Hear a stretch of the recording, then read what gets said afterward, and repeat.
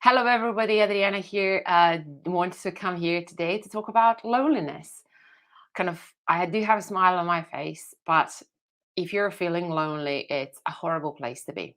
But I want to ask you the question: do you feel lonely or disconnected with the world? And do you turn to food to actually find some kind of connection and meaning in your life? So, I want to share with you kind of my personal experience with that. I felt and I really felt not loved, unwanted, felt nobody likes me. Everybody kind of runs away from me. I just felt a deep sense of loneliness. So if you are there and if you know what it feels like, then you know.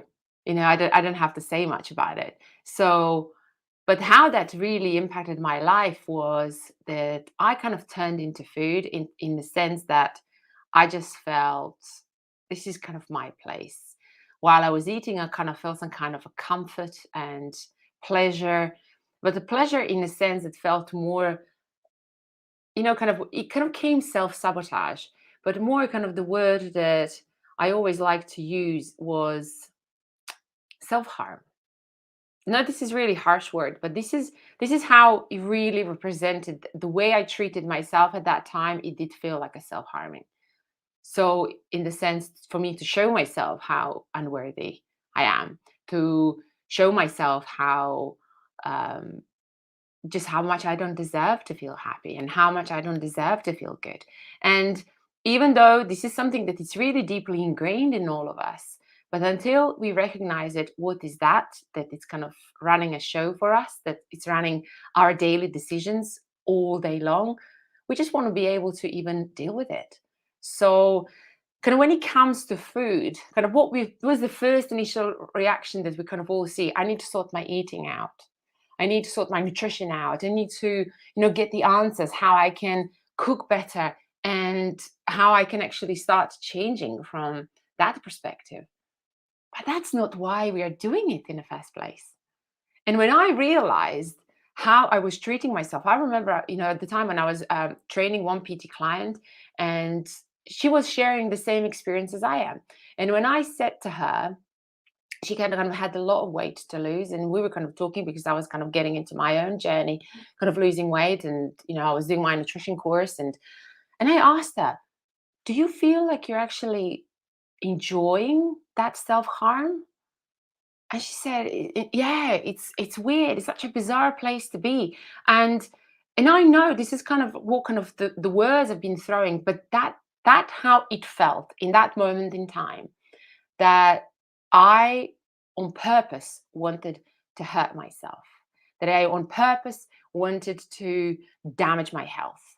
So I was kind of pushing myself to the wall or to the edge of absolute self-destruction, hoping that when I crash, that I'm going to wake up from that nightmare and then I'm going to start doing something about it. And while at that time, kind of that was sensible thing to do, now I want to tell you, it's just because you don't know how to deal with your emotions, you don't know where that loneliness is coming from, it doesn't mean that you have to go through it alone. And the biggest challenge that you are facing right now is you just don't know how to get out of there. And I really just want you to kind of pause for a second and ask yourself, if you knew how to get out of that position, do you think you would be you would be willing to give a try? To see where is kind of, to see the baseline of all the behaviors that you are currently experiencing, where is that all coming from? And that is coming, the end of it, it's coming from not feeling good enough. You're not doing anything right. You are just not in the right place. You're not born in the right time. You are, you're just not accepting yourself. You are just feeling that you're a failure.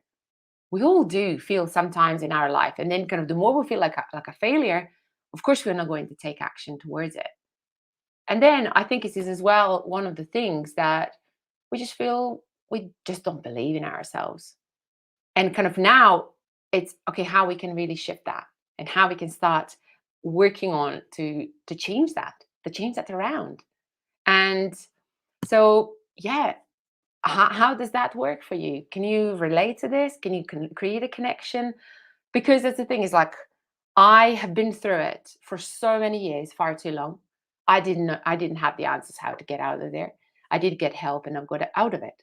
And now I'm feeling my best. So you can just ask yourself, when is the right time to do something about it?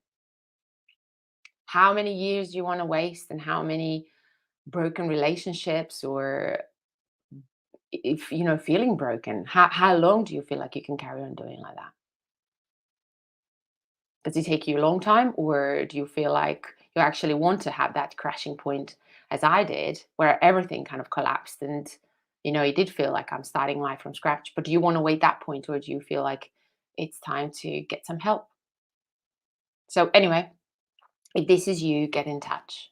Okay. But now I want to share with you, to invite you to this week. I'm doing 7 p.m.